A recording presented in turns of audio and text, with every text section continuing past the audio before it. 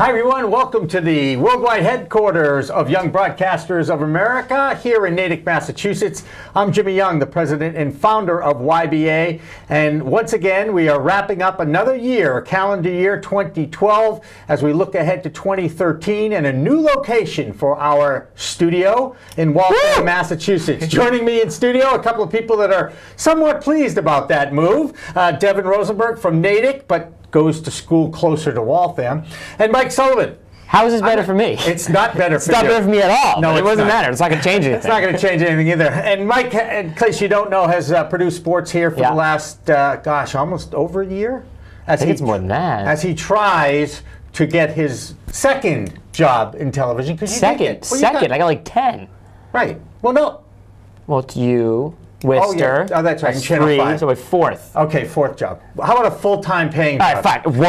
1. Take 4 to 1. There you go. Graduate of Boston University and a sophomore at the Cambridge School of Weston. Devin, I got to tell you, I'm going to embarrass you a little bit because this is what we do here. Okay.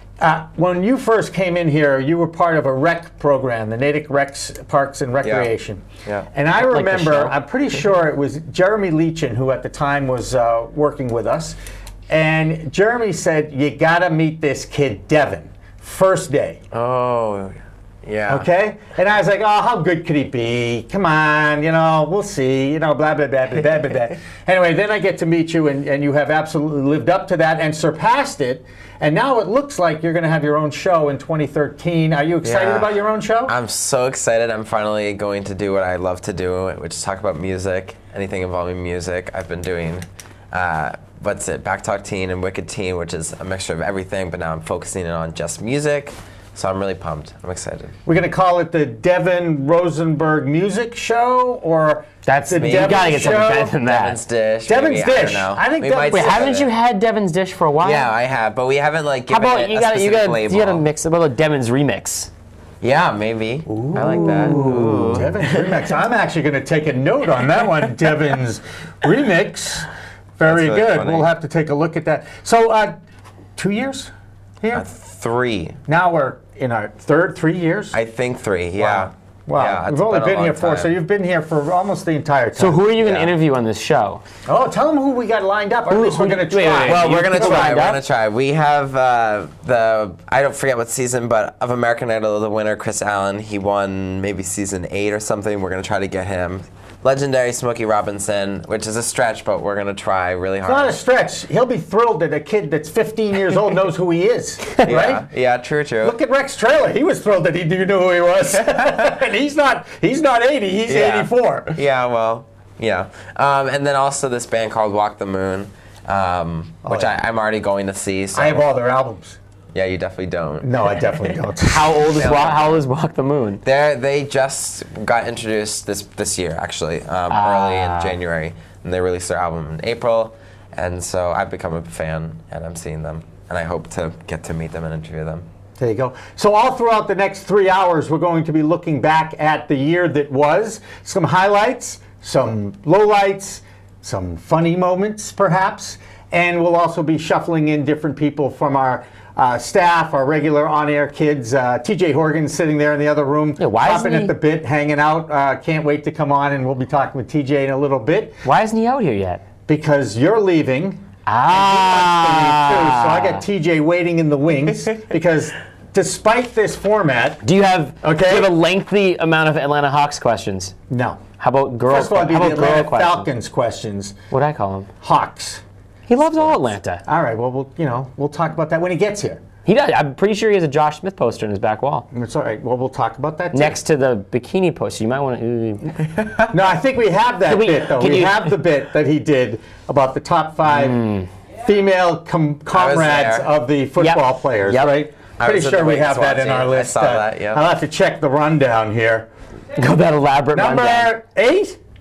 10. Oh, there it is. TJ's top 5 NFL girlfriends. So we'll be looking at that a little bit later on. But Devin, I know that you want to try and wrap this up because you have a whole life to go to and all that neat stuff, and Mom's waiting in the other room. Shy Mom, I might add. She wouldn't come on the show, which is okay. Usual. It's usual. You know, I respect that. Shy. She has a star in the family. It works. So we're going to be doing interviews with musicians. Are we going to have perhaps any live music on the show? Which hopefully. It's always tough to coordinate that, as you know. But once we get a specific day and time for your program, it'll be a lot easier to book somebody. Can you do any music of any kind? Sing, instrument? I sing, yeah. Go ahead. Are you serious? How can you not sing right now? No, I'm not going to sing, but I sing, and I've been playing piano for now, I think 3 months. What's your favorite song? My favorite song? I can't even choose. I've got so many favorite songs. All right, well, just if you pick one.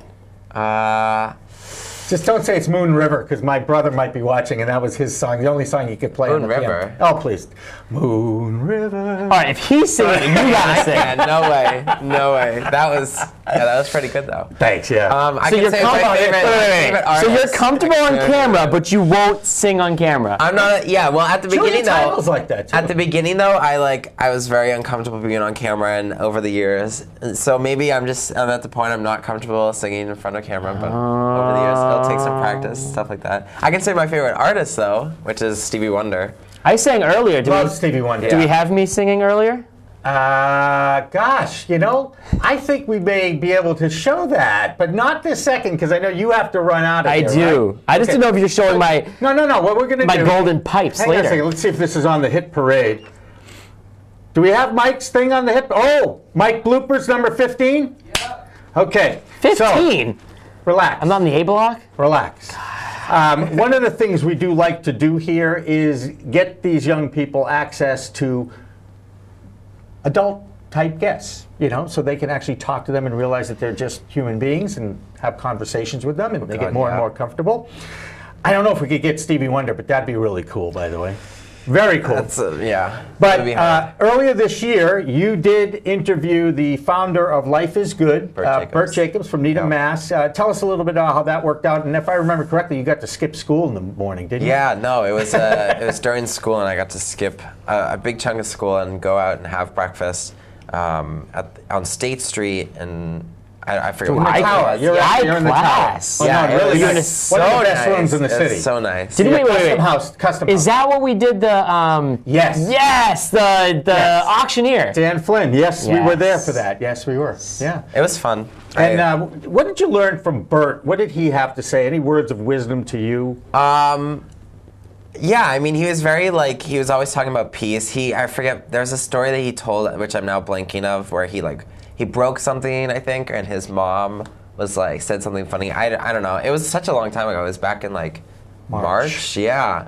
March was a long time ago. Feels like a long time ago. No, March 1965 was a long time ago, Devin. Let's just say, okay? He knows what he's doing, though. But more importantly, what we're going to do, we're going to say thank you for showing up. I look forward to your show in 2013. Possibly Devin's remix. For coming out, possibly Devin's remix. Mike. Do I get rights to that name? Yeah. We'll give you credit in the credits, naming rights. All right, good. Okay, and that'll only cost you about $20 a show, so you're fantastic. Pretty good, no problem. But we're also going to run Devin's interview with Bert Jacobs, so we'll review the story that Bert told you.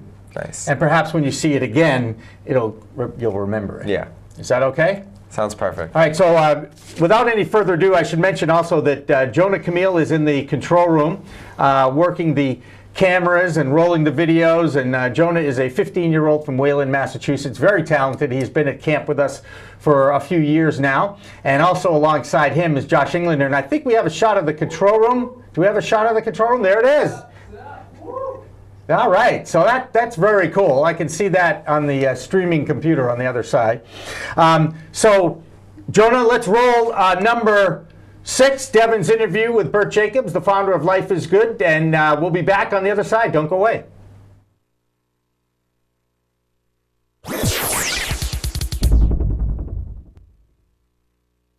Following program is for training purposes in TV news education. Some copyrighted material is used and is credited on screen. However, no more was taken than was necessary to tell the story of the event. YBA claims fair use of materials.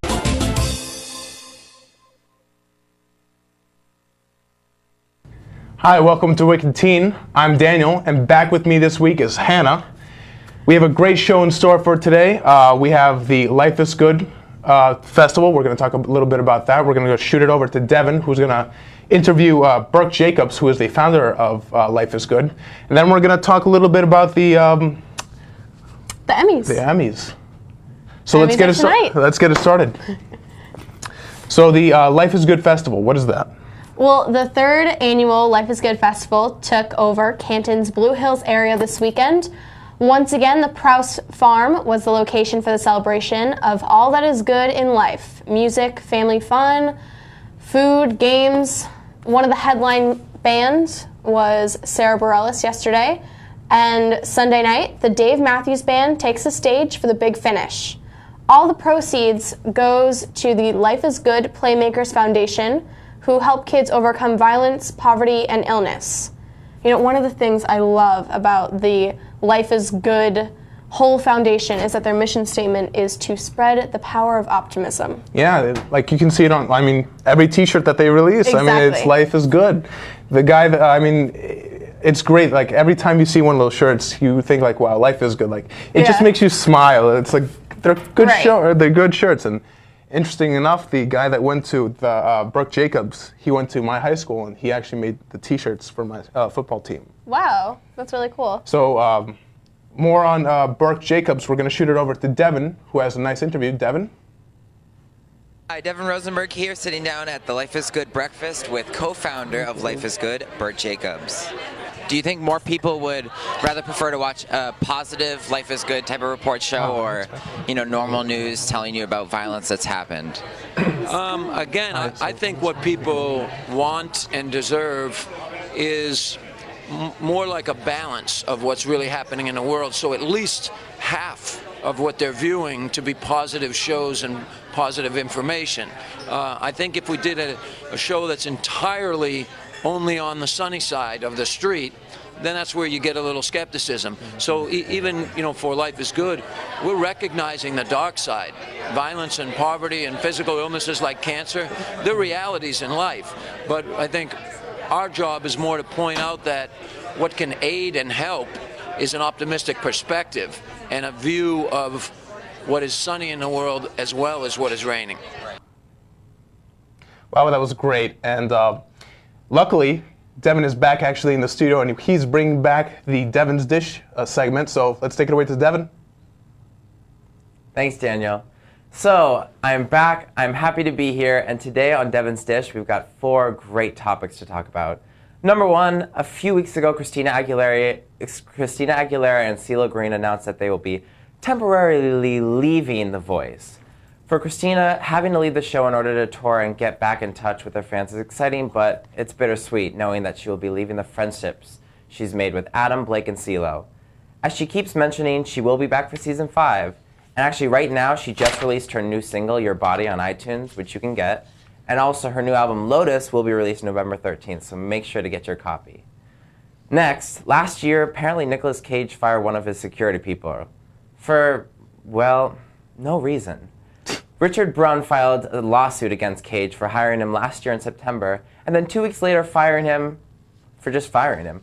According to Brunn, Cage failed to pay him a chunk of the salary he was promised in his security contract. According to TMZ, due to Cage's stupid employee mumbo-jumbo, Brunn is looking for $115,000. I mean, Nick already makes awful movies as it is. I mean, shouldn't we give him a break? Oh. No, probably not. Oh, come on. We loved watching her on The Amanda Show, but after the Nickelodeon star was charged for driving under a suspended license, things aren't looking up for Miss Amanda Bynes. On September 16th, Bynes' car was impounded after being stopped for a second time driving under a suspended license. Besides DUI and hit-and-run charges, Bynes has now got a suspended license charge, which could offer her up to 6 months in the slammer for each offense, if convicted. It's almost like a battle at this point. Which former teen star can act worse than the other? Bynes or Lohan? Nickelodeon or Disney Channel? Who will win? Stay tuned. Lastly, to the looks of it, the famous party rockers LMFAO are looking to take a break. Frontman Red Foo told in a phone interview that him and his nephew, Sky Blue, are both looking for different things right now and are going to take a break to fulfill them. For Red Foo's case, that involves coaching tennis player Ayako Okuuno.